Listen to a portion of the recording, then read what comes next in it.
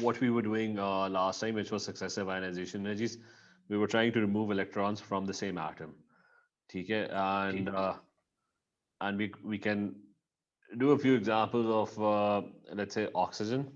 Oxygen is oxygen has a total of 8 electrons. So that's going to be if you draw an oxygen atom, it's going to be 2 electrons in the first shell, and they're going to be 8 electrons in the second shell. So a total of 8 ionization energies. Oxygen is going to have a total of 8 ionization energies, and we can plot or sketch those ionization energies. So on one axis, you're going to have, this is the first, second, third, fourth, fifth, sixth, seventh, and eighth. Okay, how would the ionization energies relatively, how would you sketch them? This is the energy axis, amount of energy needed to remove an electron. So removing the first 6 electrons would be kind of easy. Okay, not a lot of energy would be needed to do that.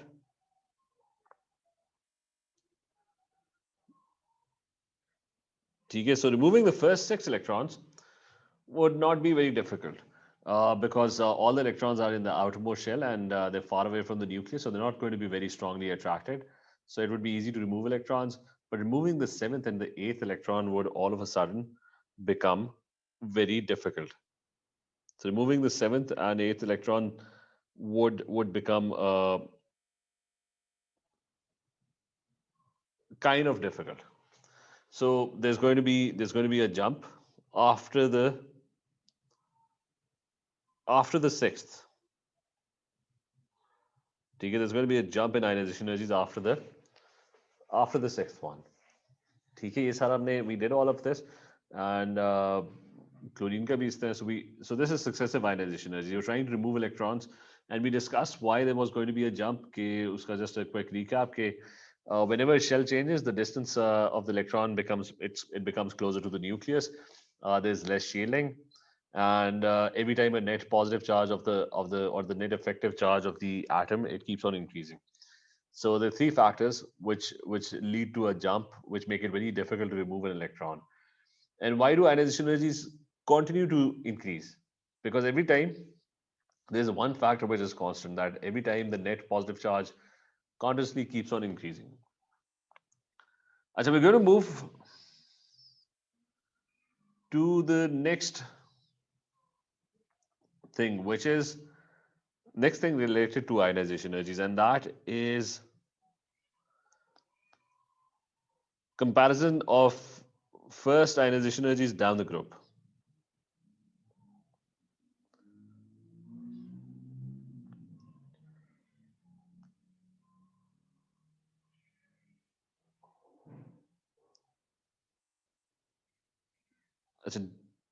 Down the group.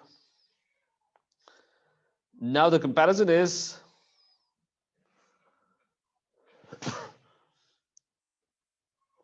let me draw, and we can pick any group. I'm going to start with group 2. Okay, every group, it's going to be the same. This is beryllium. It has a total of 2 shells, and it has a total of 4 electrons. The one below that has a total of below beryllium, there's going to be calcium. So calcium has a total of 3 shells. And below calcium, there is this is magnesium. Then you have calcium. So calcium has a total of 4 shells.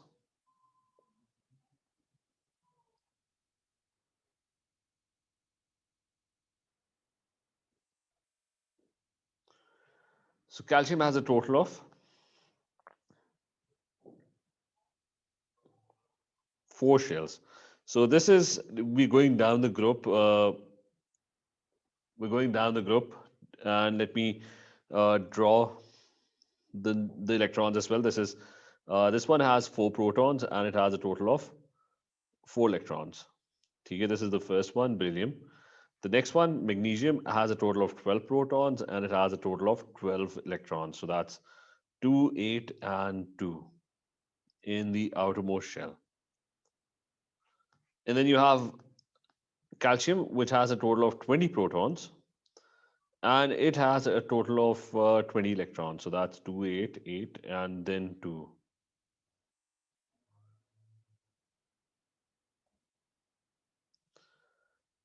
And then finally 2. So these are your atoms and we're going down the group.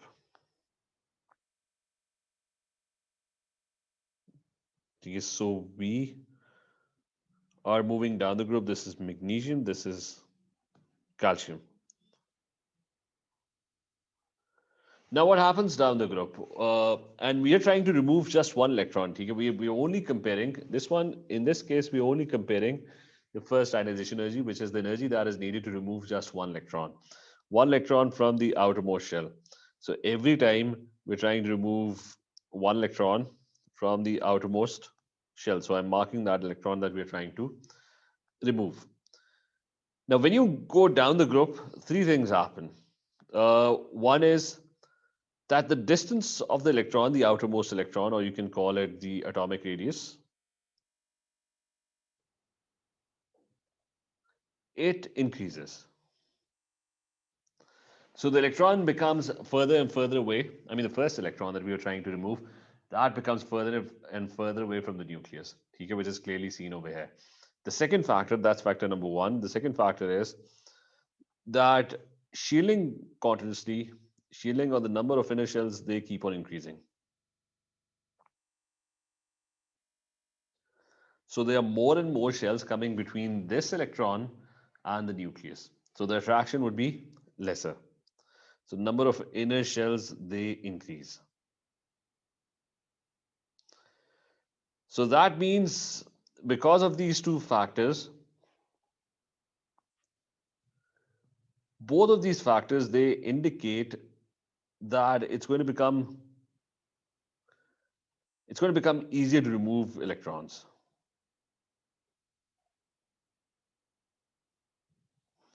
And the ionization energy is going to be lesser. But there's a third factor that's opposing that. And the third factor is that as you go down the group, the number of protons keep on increasing. So 20 protons is going to have a stronger attraction for this electron compared to 4 protons. So there's one factor which is going against that, that proton number or the nuclear charge.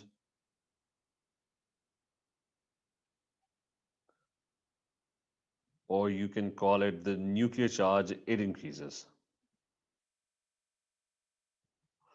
And that is going to suggest that if the proton number is increasing, that means it's going to be difficult to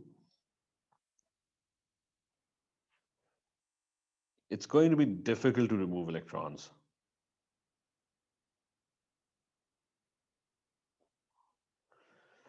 So we have two factors versus one factor. There is no net positive charge because all the atoms are neutral. We're just trying to remove the first electron.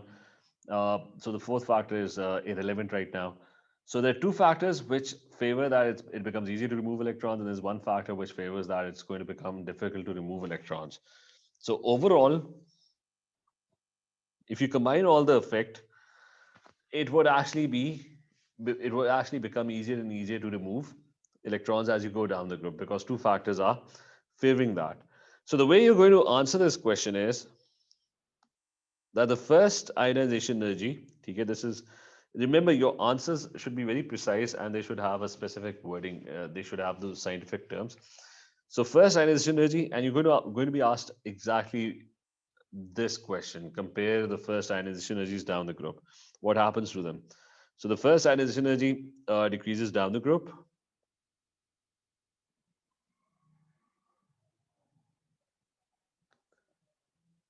And why does it decrease? As distance of electron, or you can call it as atomic radius,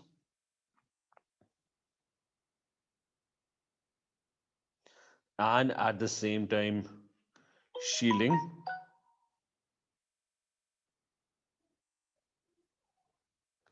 increase. Despite the fact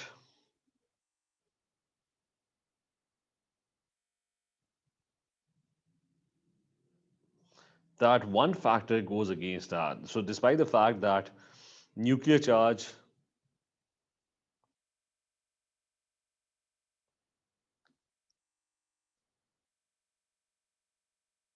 increases. So you're going to mention this other factor as well, and instead of despite, it should be in spite. Okay, that's going to be your answer to this question. What happens as you go down the group? And every group, when you go down the group and you're trying to compare the first ionization energy within that group, um, the same factors would apply, and the answer would be exactly the same. Okay, is this clear to everyone? Osman, Sanjida, Minahil, Basra, is this clear?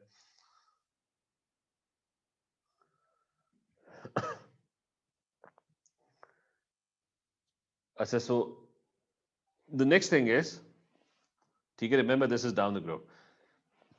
And your answers, it doesn't really matter in MCQs, but in theory papers, your answers have to be, I mean, they have to be very descriptive and to the point and precise.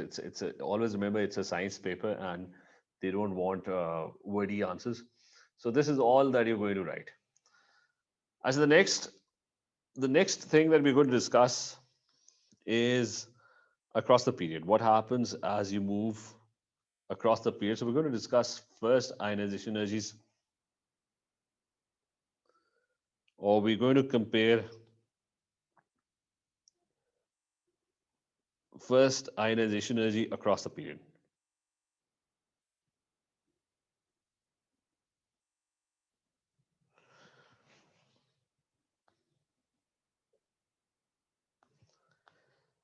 So across the period, and we can pick period number 2, which is lithium with 3 protons, 3 electrons, and then you have beryllium, which has a total of 4 protons, 4 electrons. Then you have boron, which is going to be 5 protons, and so on. So boron, and then you have carbon, which is 6 protons, nitrogen, oxygen, fluorine.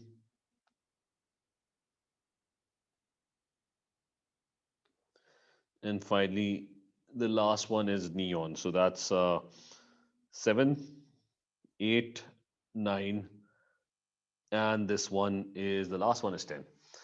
So these are your elements across the period, and this is period 2. I'm going to draw a few of the elements, like the first one. So the first one is lithium. It has a total of 3 protons and it has a total of 3 electrons. So that's 1, 2, and 3. What about boron? Boron is going to be having 5 electrons. So that's exactly the same number of shells. The number of shells remain exactly constant. So it's going to be 2 and 2 and 5. That is boron. And then you have, let's pick nitrogen. Nitrogen has a total of 7 electrons, so that's 2. And there's going to be, so it's 7 protons and 2 and 5 electrons.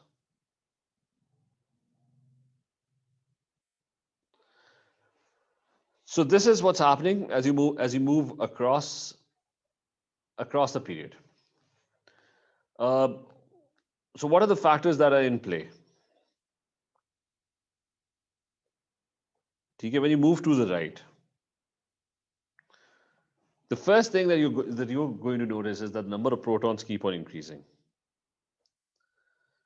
So that's number 1. Number of protons or nuclear charge keeps on increasing.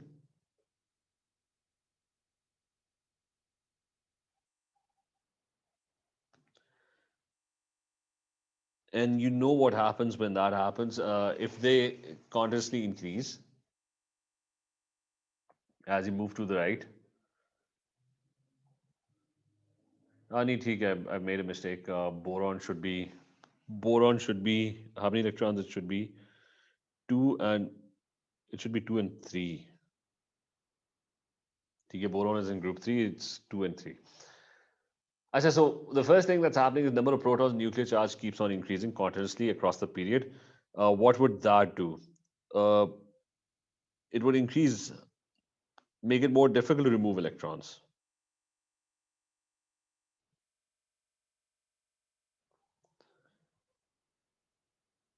So if it's becoming difficult to remove electrons, the ionization energy should be higher. Second factor is that the shielding or number of inner shells remain constant.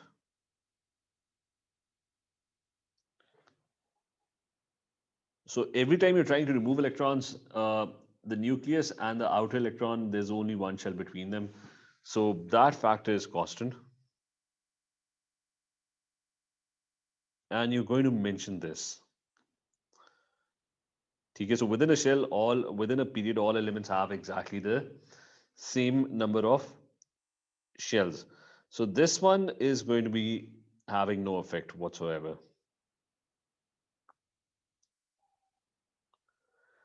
The third factor is that the distance, so the distance of electron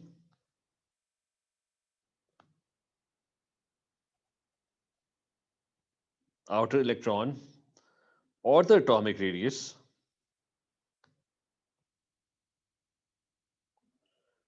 decreases.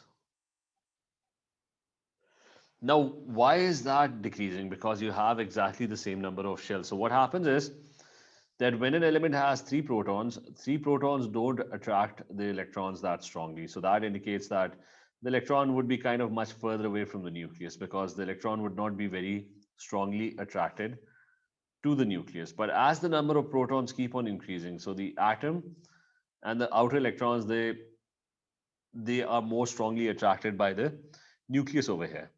And the nucleus is going to attract and the nucleus are going to attract these electrons strongly. So if you have 7 protons, the attraction would be much stronger.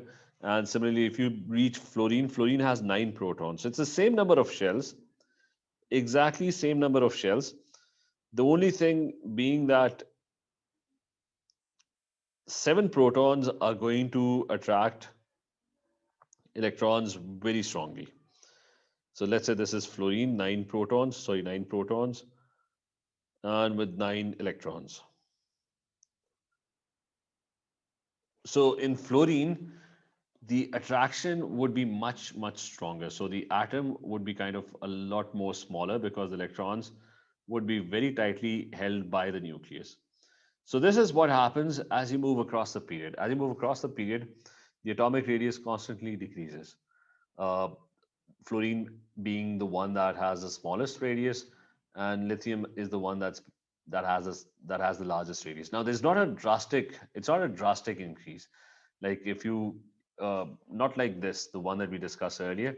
Over here, an extra shell is being added. But over here, there's no extra shell being added. It's just that the protons are attracting the electrons a lot stronger. So the atom kind of gradually becomes smaller and smaller. So it's not a drastic difference. So distance of outer electrons radius decreases. So you can add the word slightly as you move across the period. And if the radius decreases, what would happen then? That if the radius constantly decreases, what's going to happen is that the electron is going to be closer to the nucleus, so more difficult to remove.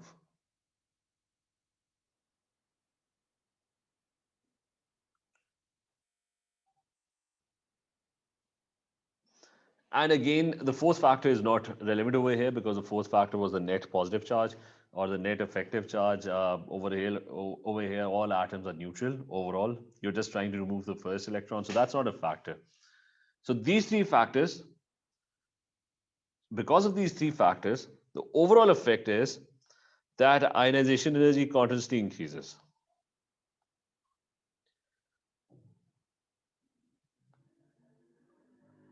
So the general trend is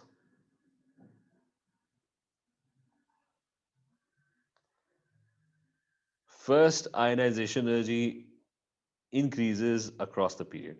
It becomes more and more difficult to remove electrons. More energy is needed. First ionization energy increases across the period to the right. ठीक है, is this part clear to everyone? Bazga, Minahil, Rida, Usman, clear है?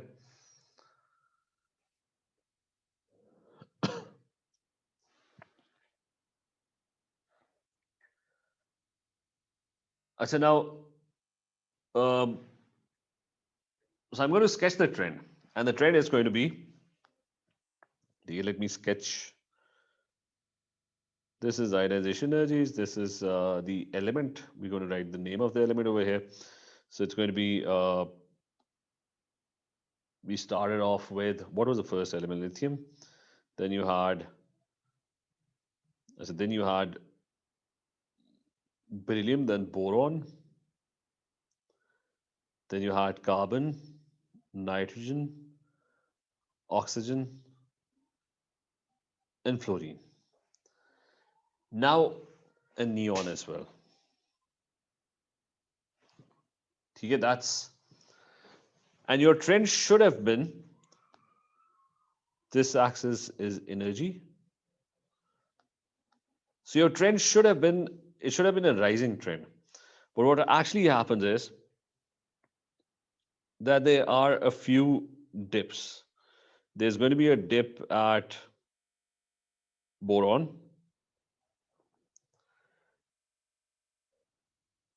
And then till oxygen, it's rising again.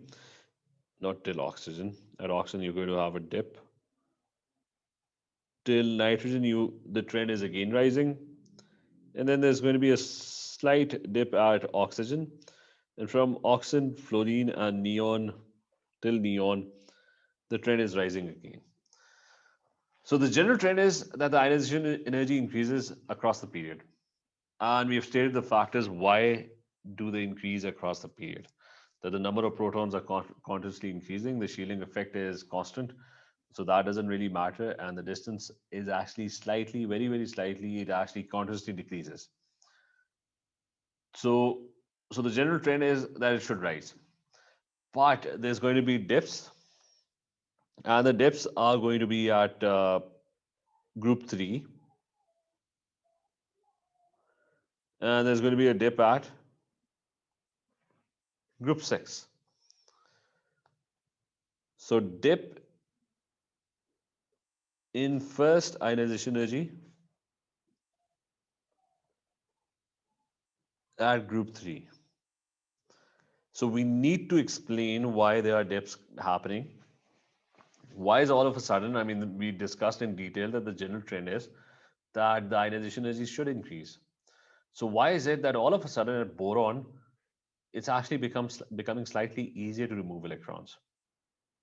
So this question is very frequently asked almost in every paper, that why is the ionization energy dipping at when you reach group 3? Now the reason for that is, this is where we discuss subshells. This is where we discuss, like, if you're at group 1, group 1 elements have an electronic configuration. In this case, it's going to be 1s1. In this particular case, it's lithium. So 1s1 and, sorry, not 1s1. It's going to be 1s2 and 2s1. So you're trying to remove electrons from the 2s subshell. Then you reach group 2, and it's 1s2 and 2s2. So you're still trying to remove electrons from the 2s subshell. So over here, the subshell really doesn't matter. All these factors would matter, all the factors above, but the subshell, because you're removing electron from the same subshell, it doesn't really matter.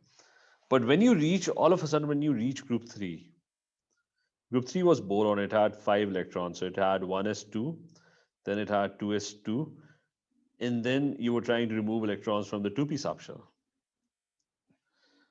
So once you reach group 3, all of a sudden, why does it become easier to remove electrons? Because now you're trying to remove electron from a subshell which is further away from the nucleus. Okay, the 1s and the 2s would be closer to the nucleus, but now you're trying to remove an electron which is kind of at a slightly higher energy. So it's kind of slightly further away.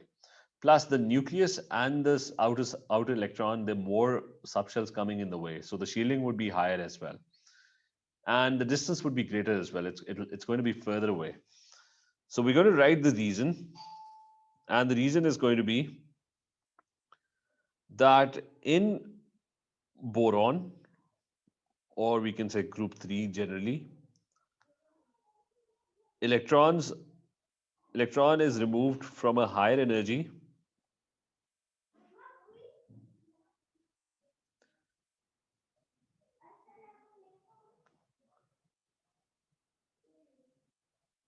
as an electron is being removed from a higher energy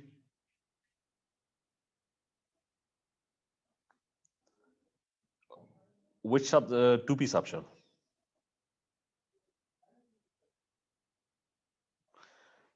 Okay, that's the first thing, which is more shielded.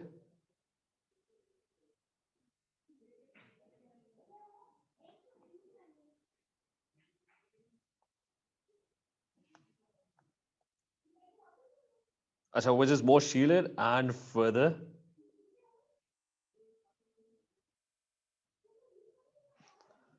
which is more shielded and further away, and because of that, and you have to state the comparison as well, compared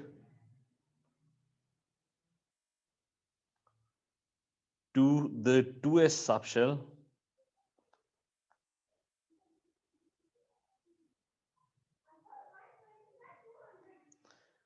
in beryllium, which is group 2. Okay, that's going to be the complete answer that you're going to write when you have to explain the dip. Why is, when all the factors are favoring that, the general trend is that they should rise, why does the ionization energy decrease at group 3? And the reason for that is that group 1 subshells, group 2 subshells, and all of a sudden group 3 subshell, the electron is kind of slightly further away, slightly more energetic, and also more shielded because the are more subshells between the nucleus over here and the outer electron over here. So electron is removed from a higher energy 2p subshell, which is more shielded and further away compared to the. Remember, comparison is important because it's always going to be a question of comparison. You're comparing boron with beryllium. Okay, is this explanation clear to everyone? Yes or no? Is this clear? Yes. So then the next thing is this one. Okay, why is there a dip at group 6? Okay, in every period there's going to be a dip at group 6, and you would have to explain this dip. So dip in first ionization energy at group 6. So what happens what happens at group 5? Now group 5 is, what is group 5? That's nitrogen. Nitrogen has 7 electrons. So that would be 1s2, 2s2, and it's going to be 2p3. So I'm going to write 2p3, which is 2px, 2py, and 2pz, 1 electron each. Okay, that's group 5. What about group 6? Group 6, the difference is going to be, these would be exactly the same, 1s2, 2s2. But the outermost subshell is going to be, this is the outermost subshell. It's going to have, oxygen is going to have 4 electrons. So it would be 2, 1, and 1. Now, because of the extra electron, because of there being over here, each orbital has 1 electron. So there is no repulsion happening. If you look at the p orbitals, each one has one electron in it, so there's no mutual repulsion. They're all occupying different orbitals. But over here, there's an orbital which has two electrons in it, and the two electrons would be trying to knock each other out. They would be repelling each other. So there's going to be spin pair repulsion. And because of that repulsion, it actually becomes kind of easier to remove an electron from this orbital because the other electron is pushing it out. It's trying to repel it and it's trying to push it out. Uh, so that's the reason why there's going to be a dip at group 6. So you're going to write that in group 6.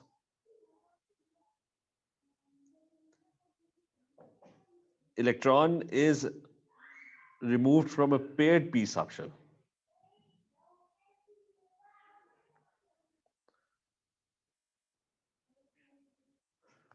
From a paired, or you can call it p orbital.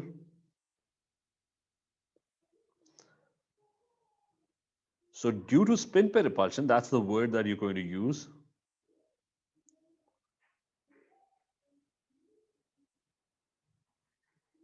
So due to spin pair repulsion,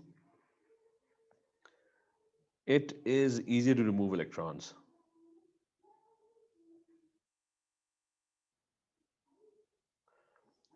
And you would have to state the comparison with, with sulfur, which is going to be, not sulfur, with nitrogen. So compared to nitrogen,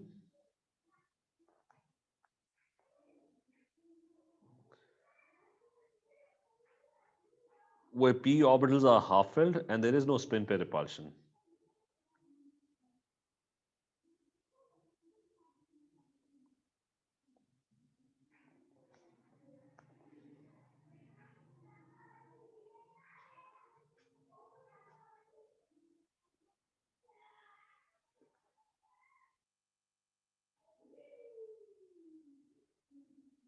So no spin pair repulsion present. So these are your, remember these two questions, they come very frequently. In MCQ, you don't actually have to describe them, but in usually they do come in your theory papers as well. So these dips and the explanation and the wording that you have to use, you have to be very careful with the wording and always remember that whenever you are answering, you need to explain the comparison. I mean, why is there a dip, but compared to what? I mean, compared to beryllium, why is boron lower in ionization energy? And similarly, when you're trying to explain the dip at group 6, you also have to comment on nitrogen as well, because that's the comparison you're doing. That oxygen has a lower ionization energy compared to nitrogen. So that's what you have to describe. So you have to comment on group 6 or the element in group 6, and you also have to comment on the element that's the next one, which is nitrogen. Similarly, if you're trying to explain boron, you also have to make a comment on beryllium. So is this clear to everyone? Yes or no? Is this clear?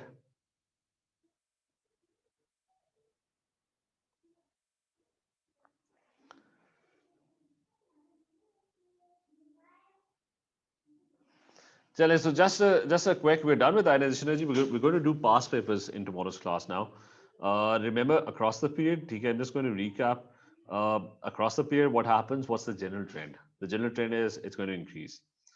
The other thing is, down the group, what are the factors that are involved when you're comparing first ionization energies? And then we studied successive ionization energies. One thing that we should look at is, and let me just Google it just to show you. Like first, let me just, instead of making the graph myself, we don't have much time.